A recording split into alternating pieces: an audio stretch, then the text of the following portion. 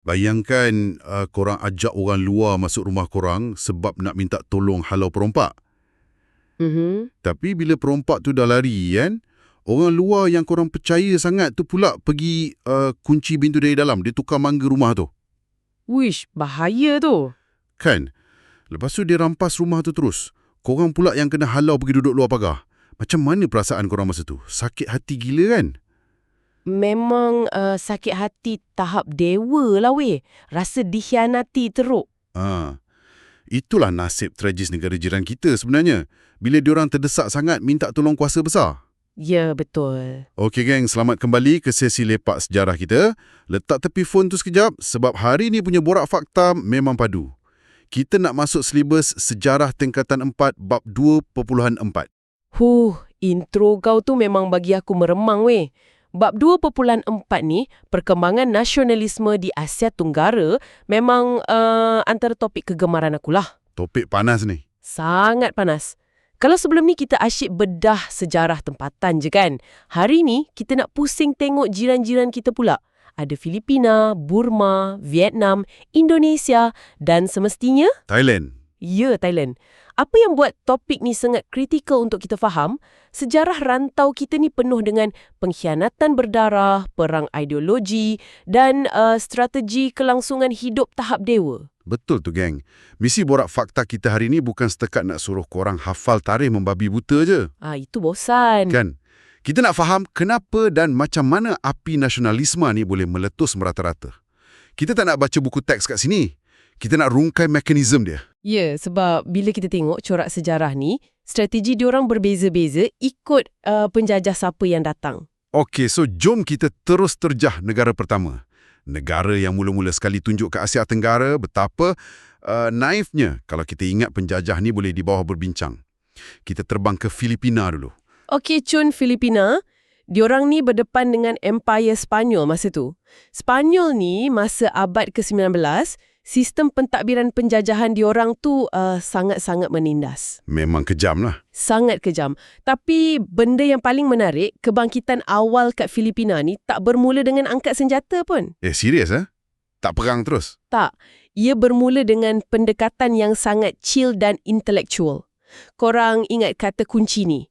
Gerakan propaganda. Gerakan propaganda. Okey, benda ni dipelopori oleh golongan elit yang berpendidikan tau. Dan tokoh utama dia adalah Jose Rizal. Oh, nama ni famous. Ya, Rizal ni pandai. Dia tahu kalau terus isytihar perang, rakyat Filipina confirm akan kena sembelih teruk dengan tentera Sepanyol. Yelah, tentera diorang moden kan masa tu? Betul. Jadi, strategi awal dia melalui penubuhan Liga Filipina pada tahun 1892, dia tak minta merdeka pun. Jap. Dia lawan penjajah tapi tak minta merdeka. Habis tu apa benda yang dia tuntut? Macam pelik je bunyi dia. Nampak pelik kan? Tapi logik dia macam ni. Rizal sedar kekuatan tentera Sepanyol. Jadi tuntutan dia bersifat asimilasi. Asimilasi tu macam mana? Dia nak Filipina dijadikan sebahagian daripada wilayah Sepanyol secara rasmi. Maknanya dia nak orang Filipina ni dapat taraf kewarganegaraan. Oh wow. Dia nak hak bersuara dan keadilan yang sama rata macam bangsa Sepanyol yang duduk kat Madrid tu. Dia nak ubah sistem tu secara aman dari dalam. Oh, kiranya macam kalau kita tak boleh kalahkan diorang, kita paksa diorang terima kita sebagai keluarga yang sah. Macam tu lah kan? Ya, macam tu lah analoginya. Tapi secara realitinya ada ke penjajah yang nak layan rakyat jajahan ni level standard dengan bangsa diorang sendiri? Itulah masalah utamanya, geng. Kerajaan Sepanyol buat tak tahu langsung. Boleh katakan diplomasi secara berhemah ni gagal total lah. Kena palau je lah kiranya. Kena palau teruk. Dan kat sinilah corak sejarah selalu berulang. Bila diplomasi buntu, golongan radikal akan ambil alih. Sebab kesabaran rakyat dah habis. Masuk gear 2 lah ni. Betul. Muncul tokoh kedua, Andres Bonifacio. Bonifacio ni tak minat langsung nak main tulis-tulis surat ni. Dia terus ambil parang ke macam mana? Dia terus tubuhkan pertubuhan rahsia. Nama dia Katipunan. Matlamat Katipunan ni straightforward je. Kemerdekaan mutlak melalui revolusi berdarah. Shift gear terus Dari meja rundingan terus ke medan perang. Macam mana Bonifacio nak kumpul orang awam untuk join revolusi ni? Benda ni kan rahsia. Diorang guna media. Diorang ada keluarkan akhbar nama kalayaan. Maksudnya kebebasan. Oh, surat khabar. Ya. Melalui surat khabar ni lah, diorang sebarkan propaganda radikal, dedahkan kezaliman Sepanyol dan benda ni betul-betul bakar semangat orang bawahan. Sampai meletus perang lah. Kemuncaknya meletuslah Revolusi Filipina pada tahun 1896. Tapi walaupun semangat diorang kuat, Sepanyol ada senjata yang jauh lebih moden. So, kantoi lah. Revolusi ni gagal total dan dihancurkan oleh Sepanyol. Okey, kat sinilah masuk situasi yang aku sebut masa intro tadi tu kan. Bila Bonifacio gagal, naik pula tokoh nama dia Emilio Aguinaldo. Betul tu. Aguinaldo ni nampak ada satu kuasa gergasi dunia tengah cari fasal dengan Sepanyol masa tu, iaitu Amerika Syarikat. Jadi Aguinaldo pun pergi buat pakatan dengan AS. Ya, masa tu tengah berlaku perang Sepanyol-Amerika.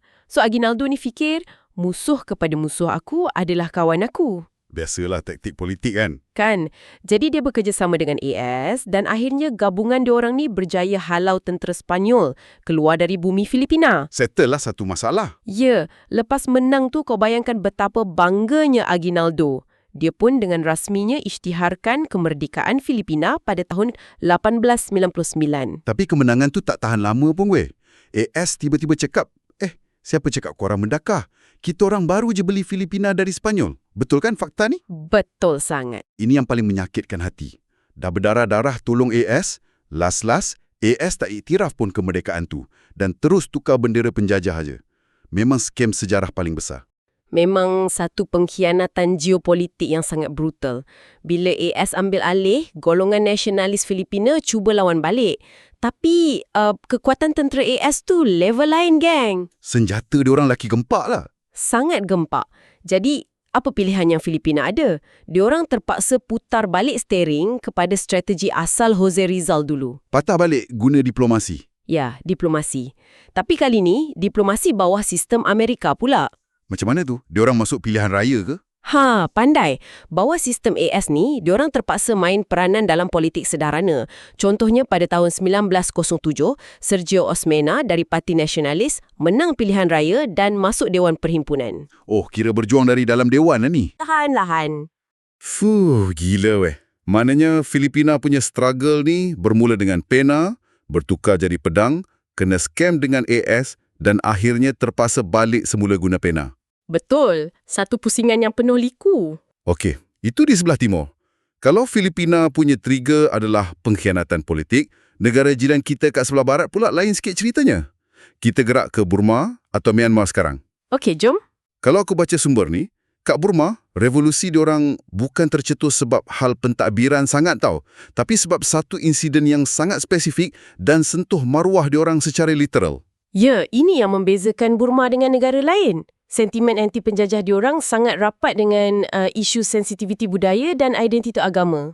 Sebab diorang kuat agama Buddha kan? Kat diorang. So, bila British masuk? Bila British masuk dan jajah Burma, British bawa budaya pentadbiran yang sekular dan sombong. Mat Soleh punya style lah ni. Ya. Pada tahun 1906, golongan kelas menengah yang dibantu oleh Sami Buddha yang dipanggil Pongi, diorang tubuhkan Persatuan Belia Buddha. Okey. Dan kemarahan diorang ni sampai ke kemuncak bila berlakunya apa yang sejarah panggil sebagai isu kasut. Weh, isu kasut ni kalau aku fikir balik kan, macam kau masuk rumah orang Melayu yang dah bentang kapet cantik-cantik nak solat, tapi kau selamba je, melangkah masuk pakai kasut boot penuh lumpur dari luar. Ya, faham sangat perasaan tu. Memang biadab tahap dewa weh, rasa nak pelempang je. Analogi kau tu sangat tepat. Dalam budaya Buddha di Burma, pagoda atau kuil tu adalah kawasan yang sangat-sangat suci. Kena buka kasut lah kan kalau masuk. Sepatutnya macam itulah. Tapi pegawai British ni, dengan rasa bongkaknya sebagai penjajah kulit putih, diorang melangkah masuk ke dalam kuil tanpa buka kasut. Kurang ajar gila. Bagi diorang, tunduk kepada adat orang Asia ni kononnya menjatuhkan maruah Empire British. Ego melangit betul lah. Tapi bagi orang Burma, perbuatan tu adalah satu penghinaan langsung ke atas roh dan identiti bangsa diorang. British mungkin ingat itu benda remeh je. Tapi isu kasut ni lah yang sebenarnya menyatukan seluruh rakyat Burma. Sebab itulah jangan buat main dengan sentimen agama dan adat ni. Dari situ aku nampak gerakan diorang makin radikal kan. Dari sekadar Persatuan Belia tu, diorang tukar jadi Majlis Persatuan Am Kesatuan Burma. Betul. Dan lepas tu meletus pelbagai revolusi.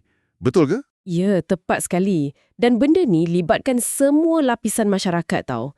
Pada tahun 1920, tercetus revolusi pelajar kat universiti. Budak universiti pun join sekali. Join weh. Golongan pelajar universiti ni protes sistem pendidikan British. Kemudian dari tahun 1930 sampai 32, golongan Sami Buddha tadi tu ketuai pemberontakan Sayesan. Pemberontakan Sayesan. Okey, siapa yang join pemberontakan ni? Yang paling ramai join adalah golongan petani. Kenapa petani pula tiba-tiba? Sebab British kenakan pelbagai cukai yang sangat membebankan dan siap rampas tanah diorang lagi. Jadi, bayangkan kemarahan isu agama tu bergabung dengan kesempitan ekonomi. Ia jadi satu letupan revolusi bersenjata yang besar. Wow, kiranya macam semua level masyarakat unite lah ni. Sami bagi semangat spiritual, pelajar universiti jadi otak pemikir, petani pula turun jadi tentera. Kan yang lengkap lah. Tapi kan bro, ada satu keyword dalam nota ni yang aku rasa sangat berkuasa. Perkataan Tachin, T-H-A-K-I-N. Apa impak perkataan ni sebenarnya kat diorang? Takin tu adalah senjata psikologi yang sangat tajam weh. Senjata psikologi? Macam mana tu? Bila golongan pelajar universiti ni tubuhkan parti Dobama Asia Yun, yang maksudnya kami orang Burma, pemimpin-pemimpin diorang macam Aung San dan UNU ni mula menggelarkan diri diorang sebagai Takin. Okey, maksud Takin tu apa? Maksudnya tuan. Kau bayangkan selama ni British paksa orang tempatan panggil Mak Saleh ni tuan. Oh, macam yes sir, yes tuan, macam tu. Ya, tapi budak-budak Burma ni pusing balik naratif tu. Diorang isytihar. Kami adalah tuan di tanah air kami sendiri. Korang tak layak dipanggil tuan. Meremang weh. Power gila. Kan? Benda ni secara tak langsung meruntuhkan ego penjajah dan bina balik keyakinan rakyat. Perjuangan diorang berterusan sampailah Burma berjaya dipisahkan dari pentadbiran India pada tahun 1937. Dan masa tu Dr. Bamau jadi Perdana Menteri pertama kan? Betul. Gempak sungguh. Guna bahasa je untuk rampas balik darjat sebagai tuan rumah. Okey, kita dah tengok Burma yang bersatu padu halau British. Tapi bila kita gerak ke timur sikit, masuk ke kawasan Vietnam, ceritanya bertukar jadi sangat dark. Memang dark habis Vietnamnya. Kalau nak buat analogi kan, Vietnam masa tu macam ada dua orang arkitek yang nak bina sebuah rumah atas tapak tanah yang sama. Tapi Seko pakai plan tindakan nak buat rumah banglo jenis demokrasi. Okey. Seko lagi pula berkeras nak buat rumah flat style komunis. Last foundation tanah tu retak terbelah dua. Analogi arkitek kau tu memang spot on, geng. Kes kat Vietnam ni kompleks sikit sebab penjajahan Perancis tu sangat agresif. Perancis jajah sana kan? Ya, Perancis. Dan bila tercetus Perang Dunia Pertama, idea-idea radikal dari luar ni mula meresap masuk. Okey. Pada peringkat awal, golongan elit dan Mandarin, iaitu pegawai tadbir kerajaan, diorang cuma nak kembalikan kuasa sistem beraja yang Perancis buang. Tapi tak berkesan lah ni. Ya, tapi golongan intelektual muda pula guna media massa. Diorang terbitkan akhbar macam Tribune NDJ dan Cloche Vele untuk mengkritik dasar zalim Perancis tu secara terbuka. Taktik ni sama macam Filipina masa mula-mula dengan surat khabar kelayaan tadi kan? Sangat sama. Tapi apa yang membezakan Vietnam ni, apa yang menyebabkan arkitek-arkitek Vietnam ni bergaduh sesama sendiri? Kenapa Kerana perbezaan ideologi politik yang sangat ekstrim untuk membentuk masa depan negara tu. Masuk fasa radikal, gerakan ni berpecah dua secara total. Aliran apa tu? Pertama, aliran nasionalisme. Ini dipimpin oleh parti VNQDD di bawah pimpinan Nguyen Tai Hoc. Perjuangan diorang berasaskan sistem demokrasi dan republik. Okey, so ini geng arkitek demokrasi. Betul. Pada tahun 1930, VNQDD ni cuba buat satu pemberontakan berani mati nak gulingkan Perancis. Ush, berani betul. Berjaya ke? Malangnya tak. Perisikan Perancis dapat hidu benda ni lebih awal. Pemberontakan tu dihancurkan sama sekali. Kantoi awal lah ni. Ya, dan Nguyen Tai Hoc ditangkap lalu terus dijatuhkan hukuman bunuh oleh Perancis. Tragis gila weh. Pemberontakan gagal sebab maklumat bocor, lepas tu hilang terus ketua dia. Habis tu, lepas parti VNQDD ni lumpuh, aliran yang satu lagi tu ambil alih ke macam mana? Aliran kedua ni adalah aliran komunisme yang dipimpin oleh Parti Komunis Vietnam atau PKV. PKV. Siapa ketua dia? Ketuanya adalah seorang tokoh legenda, nama dia Ho Chi Minh. Oh, nama ni aku pernah dengar. Berbeza dengan VNQDD yang tumbang awal, strategi Ho Chi Minh ni jauh lebih tersusun. Dia pergi bina sokongan akar umbi yang kuat dalam kalangan petani-petani miskin. Oh, dia main cyber kat bawah dululah. Ya, bila meletus Perang Dunia Kedua dan wujud kekosongan kuasa masa Jepun kalah, Ho Chi Minh ambil peluang kat masa ni. Pada September 1945, dia berjaya isytiar kemerdekaan Republik Demokratik Vietnam. Wow, power. Tapi tunggu kejap. Dia isytihar kemerdekaan tu bukan untuk satu negara kan? Dia cuma dapat separuh je. Tepat. Dia cuma dapat kuasai bahagian utara Vietnam je kat kawasan Hanoi. Habis tu, yang selatan tu siapa pegang? Kat bahagian selatan, kat Saigon, kuasa Perancis masih mencengkam kuat. Dan lepas tu disambung pula oleh campur tangan Amerika Syarikat. AS masuk lagi? Menyibuk betul. AS masuk sebab nak halang penyebaran komunis masa zaman Perang Dingin tu. Benda ni lah yang buat sejarah Vietnam tu sangat-sangat berdarah kan, geng? Maknanya, rakyat Vietnam bukan setakat nak kena halau penjajah Perancis je. Betul. Tapi lepas tu diorang terpaksa tembak dan bunuh sesama sendiri berpuluh tahun sebab nak tentukan haluan ideologi negara tu. Utara lawan selatan, sampailah tahun 1976 baru diorang bersatu balik. Ya, panjang betul cerita diorang. Perang yang melibatkan nyawa jutaan rakyat semata-mata sebab pertembungan ideologi gergasi dunia. Gila lah. Okey, dari medan perang ideologi kat Vietnam, kita nak bawa pendengar merentasi lautan sikit. Kita singgah ke negara jiran paling rapat kita, Indonesia. Ini best. Kat sini, mekanismenya agak berbeza tau. Kenapa? Diorang tak pakai senapang ke? Tak, Indonesia tak mulakan penentangan radikal dengan senapang pada awalnya. Tapi dengan sebatang pena milik seorang wanita muda. Serius ah? Ya, dan tulisan dia akhirnya merombak cara fikir seluruh masyarakat. Wow. Maksud kau, sementara lelaki kat negara-negara lain tengah asah parang, kat Indonesia seorang perempuan yang mulakan langkah pertama. Siapa dia ni weh? Nama beliau Raden Ajeng Kartini. Kartini, okey. Kita kena faham sosial masyarakat Jawa zaman tu. Wanita dibendung ketat dan tak diberi peluang pendidikan yang adil oleh sistem penjajah Belanda. Kena duduk ceruk dapur je lah kiranya. Betul. Tapi Kartini ni berjuang keras untuk majukan pendidikan kaum wanita. Dia banyak tulis surat meluahkan rasa tidak puas hati terhadap dasar pilih kasih Belanda ni. Tulis surat je? Ya, surat. Surat-surat ni kemudiannya dikumpulkan dan dibukukan dengan tajuk Hilang Gelap, Terbitlah Terang.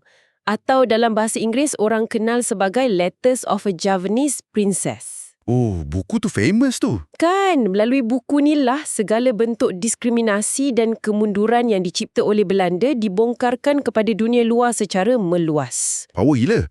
Zaman awal 1900-an, masa orang tak ada social media langsung, dia berani spill the tea pasal kezaliman Belanda pakai surat-surat peribadi je. Ya, memang berani. Dan benda ni jadi macam pemangkin kesedaran untuk rakyat diorang kan? Sangat betul.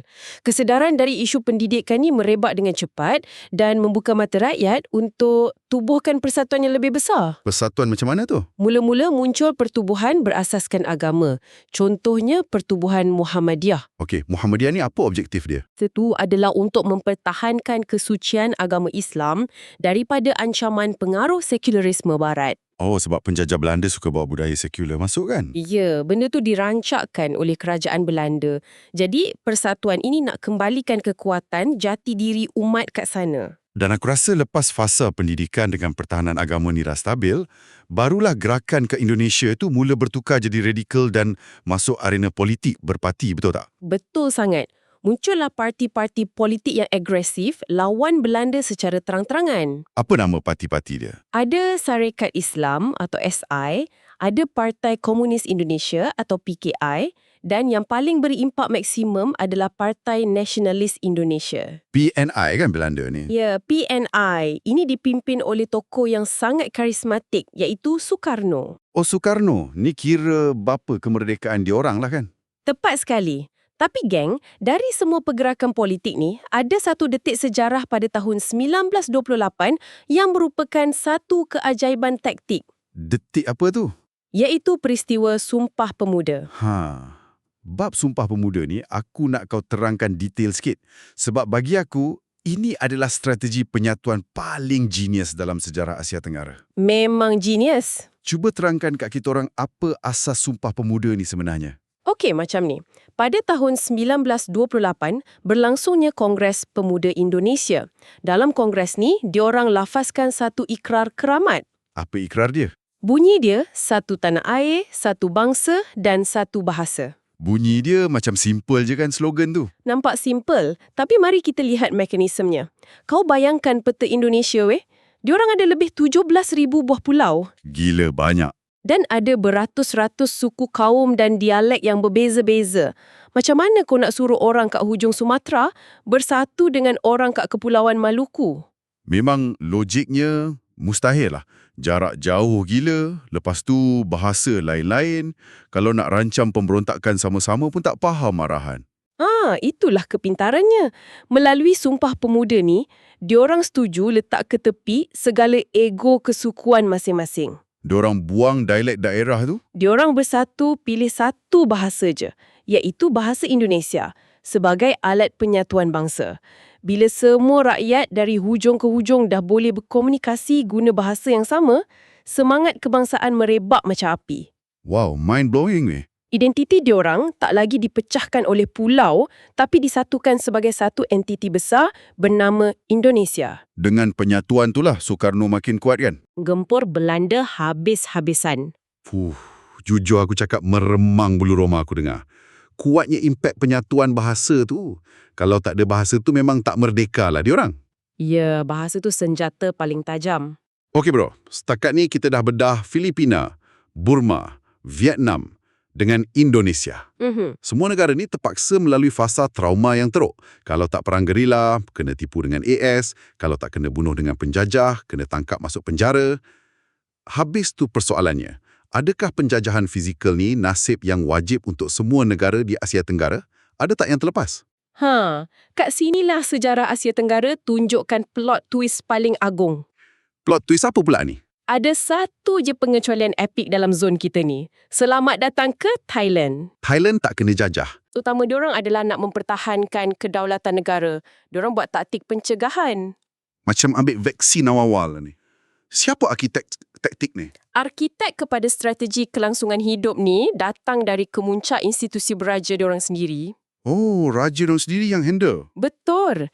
Raja-raja Thailand merupakan mastermind yang sangat berpandangan jauh. Okey, macam mana taktik pencegahan tu berfungsi? Cuba hurai sikit. Kita kena faham rasional penjajah barat dulu. Bila kuasa macam British dan Perancis jajah Asia, alasan atau tiket diorang sentiasa sama. Tiket kononnya nak tolong lah. Kononnya nak laksanakan beban orang putih atau civilizing mission. Diorang dakwa orang Asia ni mundur, pentadbiran kolot, jadi barat terpaksa masuk campur untuk modernkan negara kita. Faham. Pakai tiket kononnya nak jadi penyelamat. Padahal objektif utama nak rompak hasil bumi. Tepat sekali.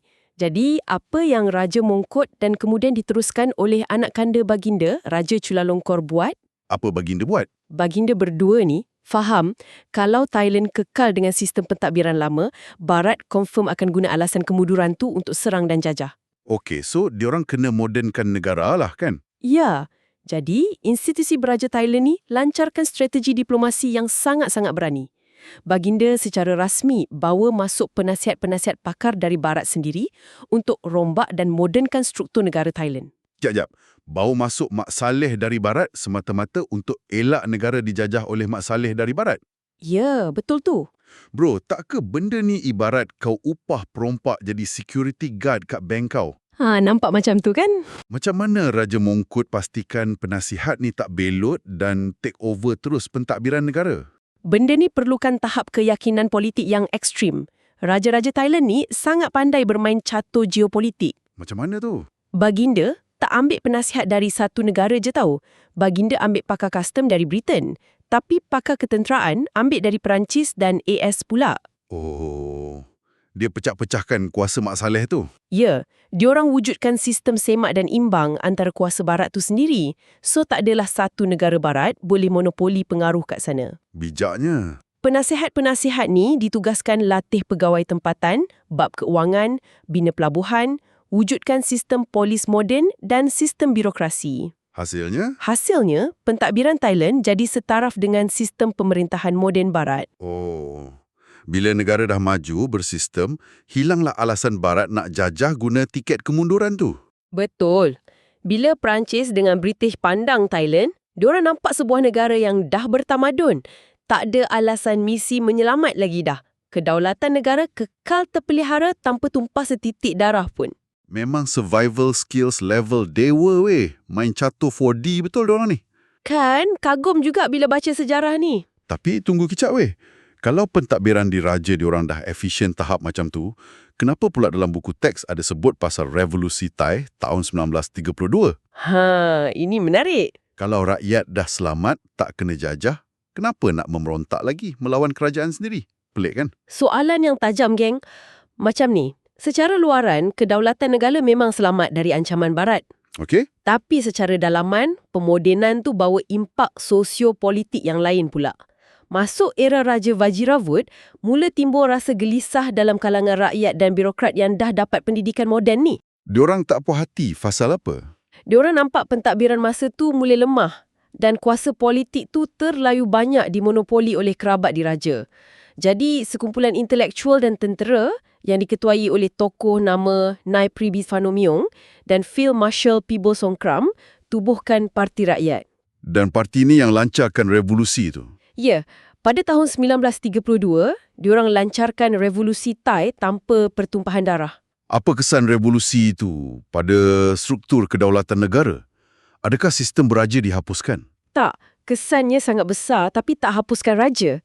Ia cuma menamatkan sistem beraja berkuasa mutlak. Oh, faham. Thailand mengubah haluan negara dengan mengamalkan sistem pemerintahan raja berperlembagaan. Macam sistem kita lah kan? Ya, lebih kurang. Maksudnya, institusi beraja sangat dihormati dan dikekalkan sebagai ketua negara.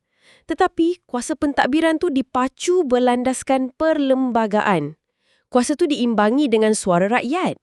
Kira revolusi itu sebenarnya adalah untuk memperkemas urus tadbir dalaman lah supaya lebih stabil.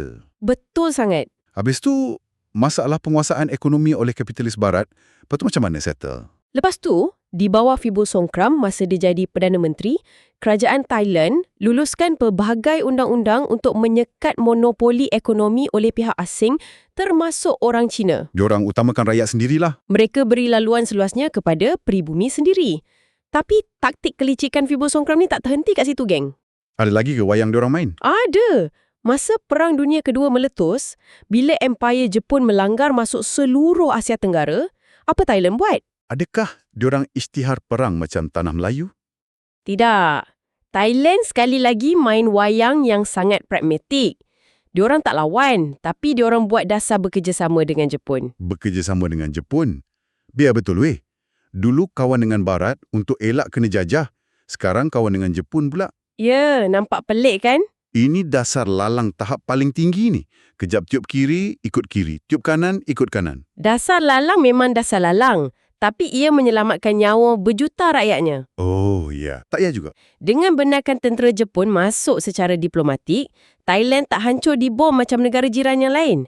Malah, Jepun siap beri hadiah lagi kat Thailand. Hadiah apa benda pula? Jepun pulangkan semula wilayah-wilayah di Indochina dan negeri-negeri utara Tanah Melayu kepada pentadbiran Thailand masa tu. Kelicikan diplomatik diorang ni memang tak terjangkau di akal negara lain masa tu. Untung atas angin je. Itulah kehebatan strategi kelangsungan hidup diorang. Aduh, bro, kau berhenti kat situ kejap. Kenapa? Aku pegang kepala kejap ni. Seriuslah, banyak gila fakta dalam topik ni nak kena hafal weh. Biasalah bab sejarah. Kat Filipina ada Jose Rizal lah, skam AS lah. Kat Burma pula dengan isu kasut dan takin. Kat Vietnam punya perang arkitek ideologi komunis. Indonesia punya bahasa persatuan Sumpah Pemuda. Thailand punya wayang diplomasi 4D. Banyak betul kau diss out. Ada nama parti, ada nama tokoh, pening-pening, tahun kejadian lagi. Otak aku dah jam ni weh. Macam mana nak sumbat benda ni semua masuk kepala masa exam nanti? Relax, geng. Cikgu Rimau ada formula rahsia cakaran harimau nak hafal semua ni dalam 10 saat je. Wih, serius lah. 10 saat. Apa formula dia? Tapi info ni sulit weh. Benda ni ada dalam nota premium dia je. Kalau korang tak nak menyesal nangis masa exam nanti, pergi klik link kat description bawah sekarang. Mantap. Lega sikit dengar ada jalan pintas nak hafal. Kalau tak, mau aku meronta dalam dewan exam nanti weh. Tahu tak apa. Tapi kan, jujur aku cakap, perbincangan kita hari ini memang sangat-sangat buka mata pasal penderitaan dan pengorbanan jiran-jiran kita. Betul, sebab tu aku selalu cakap sejarah tu bukan sekadar hafal apa yang berlaku. Tapi kita kena faham kenapa benda tu berlaku. Setuju sangat. Okey, dan sebelum kita tutup sesi lepak sejarah kita hari ini, aku nak tinggalkan satu persoalan provokatif sikit untuk korang semua yang tengah dengar ni. Fikir-fikirkan dan nilai sendiri. Boleh kan bro? Silakan.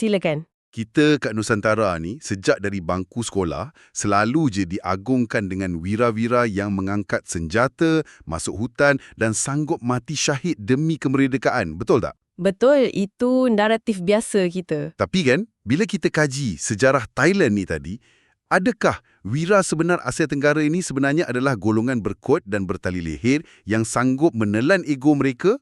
Mendalam tu. Kan?